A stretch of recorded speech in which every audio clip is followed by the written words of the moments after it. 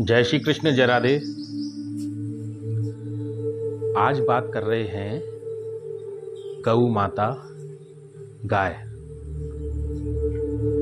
हिंदू वैदिक सनातन धर्म में गाय का स्थान सर्वोपरि है, सर्वोच्च है।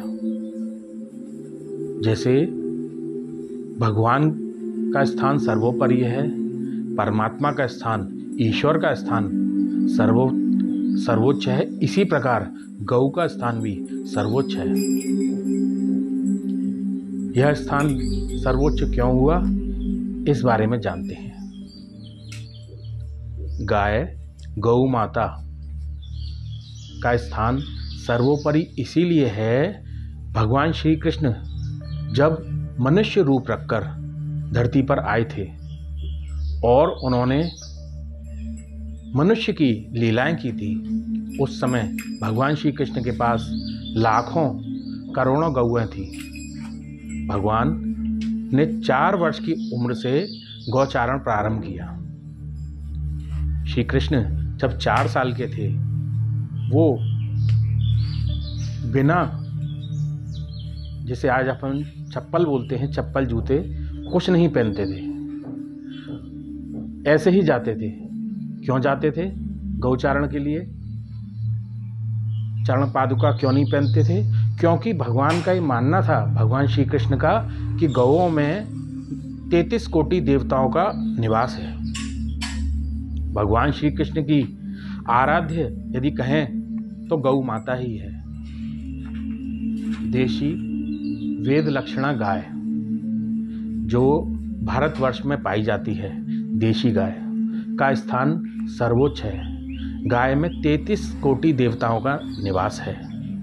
गाय के आगे के 2 सींग, उन सींग में ब्रह्मा जी का, दोनों सींग के मध्य केशव, और सींग के आगे का भाग, उस पर महादेव शंकर का वास है। गाय के प्रत्येक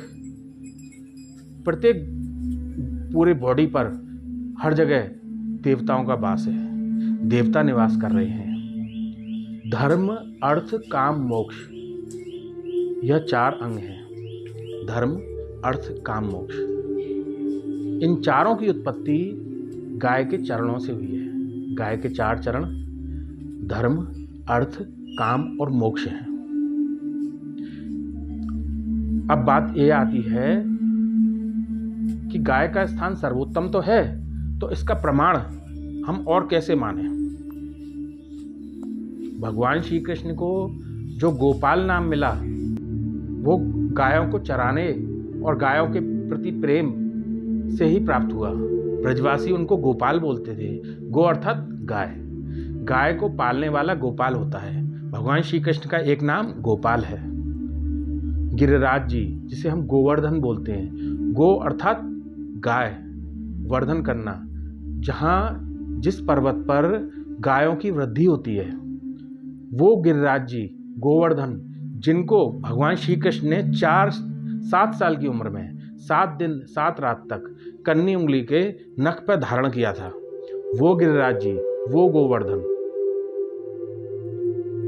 ब्रजवासियों ने पूछा कि लाला, तूने 7 दिन तक और 7 रात तक गिरिराज जी को अपने कन्नी उंगली में धारण कराओ, तो ये कैसे किया? पूछा तो भगवान बोलते हैं, ये गायों के प्रति सेवा और गायों की कृपा से ही मुझे शक्ति आई। ऐसा भगवान श्री कृष्ण ने कहा है। गाय का स्थान सर्वोपरि और सर्वोच्च है।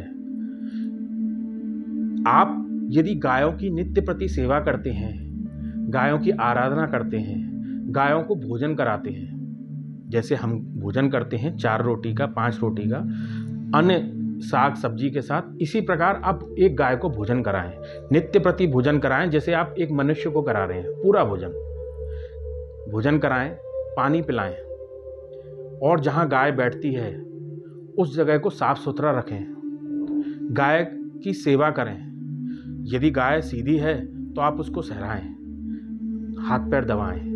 गायों के जो 4 पैर हैं उनको थोड़ा दबाएं, मालिश करें, सेवा करें, तो गायों से क्या प्राप्त होगा?